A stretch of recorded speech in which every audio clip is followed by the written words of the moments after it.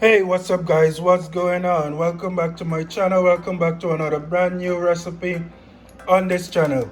Now today in this video we're going to be making some macaroni and cheese, guys. Now this is not going to be the watery, non-tasting macaroni and cheese, guys. This is going to be some very flavorful macaroni and cheese, guys.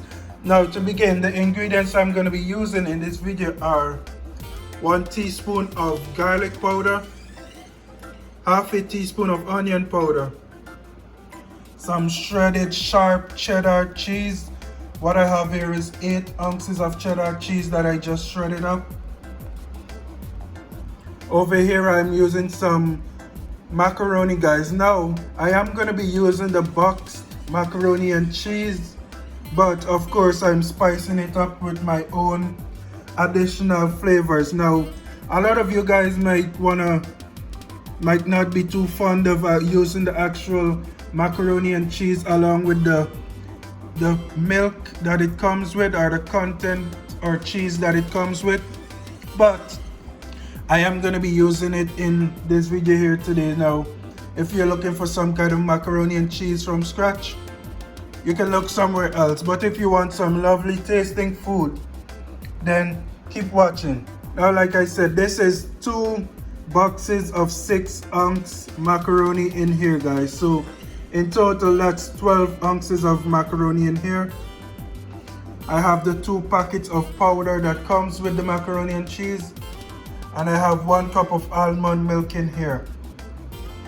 And now I already have my water on the stove boiling, where I'm gonna begin boiling this macaroni. Now obviously you guys don't need to know, or you don't need me to show you how to boil some simple macaroni. In fact, the instructions are even on the package, so I'm gonna skip over that. I'm gonna add some salt into the water while I'm boiling my macaroni, and I'll be back when it's time to continue with this recipe. Alright guys, so what you're looking at here is the contents that came in the box with my mac and cheese. This is my cheese powder, or my milk powder, or my mix, or whatever the technical name is for it. Now what I'm gonna do here, I'm gonna go ahead and place my onion powder into this mixture, as well as my garlic powder, and I'm gonna place my 1 cup of milk into this mixture as well, and I'm gonna go ahead and mix everything up. Alright guys, and now we're gonna jump over to my stove, where I have about a tablespoon of butter in my pot that I'm gonna go ahead and place this mixture into my pot as well. Let's jump over to the stove. Alright guys, so here we are. I have about a tablespoon of butter in my pot here, and I'm gonna go ahead and add my mixture that I just created to this pot. I should also mention that you want to run a little bit of cool water over your macaroni after removing it from the fire, so that we stop the cooking process, because we are gonna bake this macaroni as well. After about a minute of adding my mixture here on my stove, I'm gonna go ahead and add about 3/4 the amount of cheese that I have on my board here. I'm gonna keep the rest of the remainder of the cheese for garnishing when we're gonna bake this mac and cheese, guys. And we are gonna garnish it with some bread crumbs as well. We're gonna go ahead and mix this until the cheese melts or dissolves into the pot here. You can also go ahead and do a taste test to check and see if there's enough cheese in here. As I said, this is gonna be a very cheesy dish, guys. Go hard or go home. After my cheese has sufficiently dissolved, guys, I'm gonna go ahead and add my macaroni back into my pot here.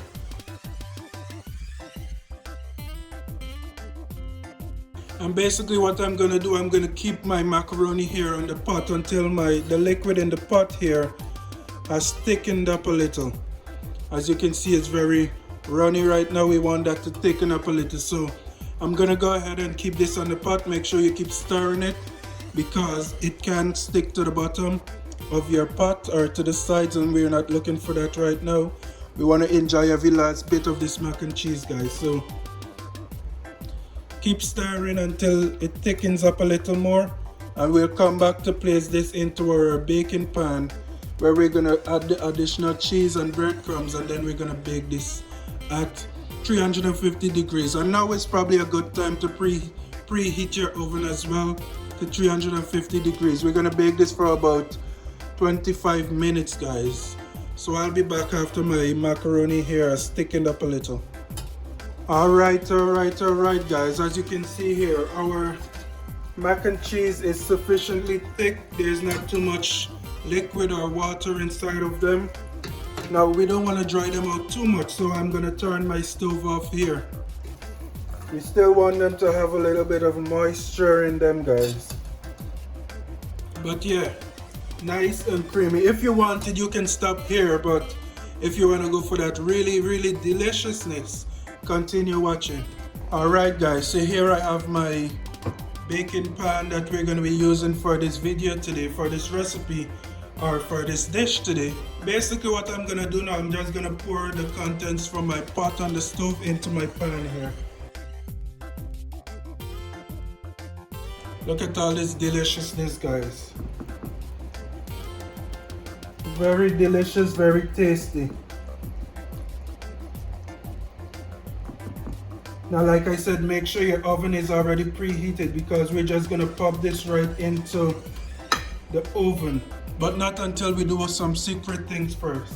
Alright guys, remember I told you guys that we're gonna be using some breadcrumbs, right? What you're gonna do, you're just gonna take some breadcrumbs and sprinkle it over your mac and cheese, just like this. Now, don't need to smother it just yet. Now we're gonna add, remember that cheddar cheese that I told you guys to leave back? We're gonna go ahead and place this on the top here now as well.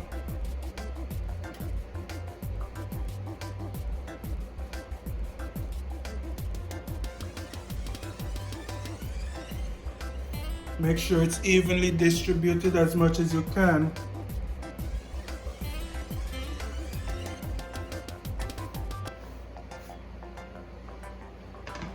And I'm gonna top it off with some more breadcrumbs, guys. You don't wanna overdo it, but you don't wanna go too light either. Just the perfect amount, eh? Alright guys, make sure you get this breadcrumbs all in here. This is gonna give it a nice tasty crunch when it's ready and when it's finished. Alright guys, and that should be enough right now. I'm gonna pop this in my oven at 350 degrees at, like I said, for about 20 to 25 minutes. So I'll see you guys when it's finished. Alright guys, now here we are, the final finished product. I just removed it from the oven so it's still sizzling a little, but as you can see guys, pure deliciousness. And I did bake it for exactly 20 minutes guys. So with that being said, that's it for this video. Thank you guys for watching. Be sure to try this recipe and let me know what you guys think. I'll see you another time, another day with another brand new recipe.